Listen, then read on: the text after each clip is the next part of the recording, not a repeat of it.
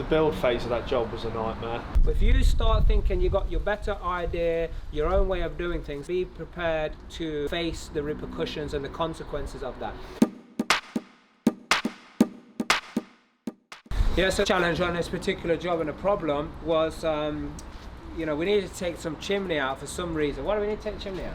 It was the original plan. So it was the original plan to take it out, but what we didn't realise is the other wall was actually tied into the chimney. So as soon as we took the chimney breast out, this now wall was unsecure. Now this is a lot of extra work to now have to deal with, extra time, extra cost, extra waste and all of that, which, you know, client would have to bear. It's not something that could have been foreseen, but the creative minds of the team, right, what do we do to come up with a solution so they didn't have to pay more money? Yeah, so basically we just got building control out.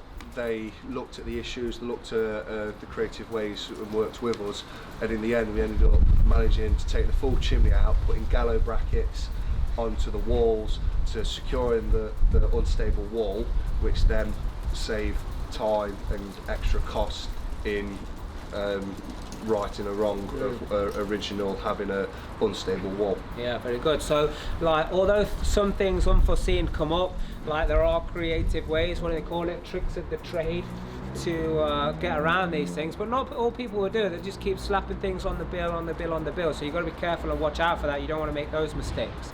Yeah, so then I think like job ran smooth, got it all back on track, got everything all aligned, but then the challenges came like on, you know, specification of the kitchen, what design they wanted, more open to interpretation, lack of decision making. So you've got to make decisions. That is a massive mistake that people make. They don't make decisions. You know, they're like, oh, give me this information, give me that information. And it's okay, but that takes time to get the information. And if you're doing that just to drag it out, just to try and negotiate, then it causes big issues, because we weren't able to order the kitchens. And we're talking like post-pandemic, where everything's taking longer, you know, supplies are short anyway. So how did that affect the job? The build phase of that job was a nightmare.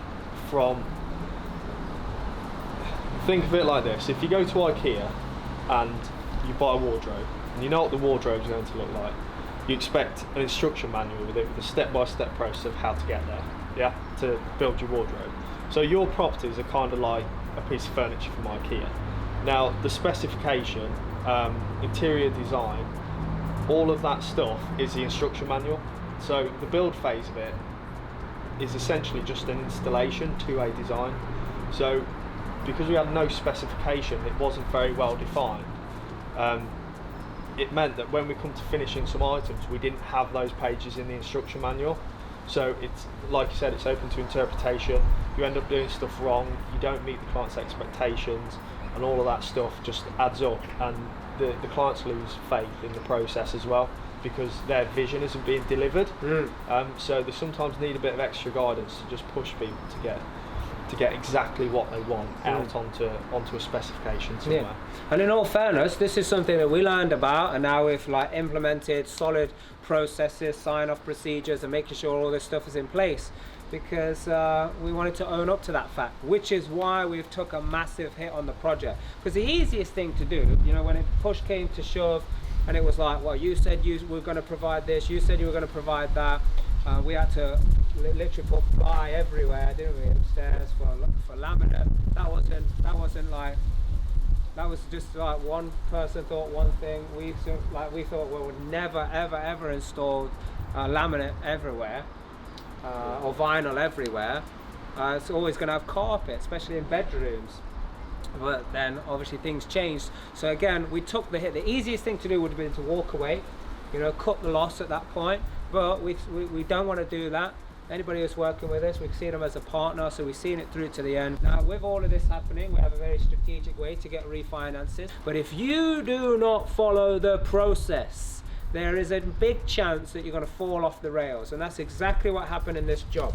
But if you start thinking you got your better idea, your own way of doing things, that's fine, but then be prepared to face the repercussions and the consequences of that. I don't regret this job. I think it's the best £1,000 we've invested.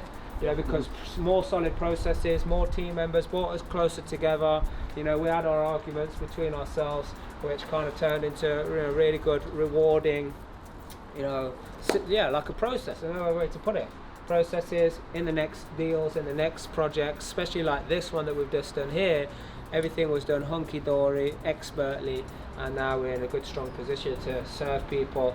So it comes down to what we're always saying: if you want your projects to go well, you've got to partner with the right people, and you've got to do the right thing for the right reason. Why is that? So that's the only way you discover your true potential.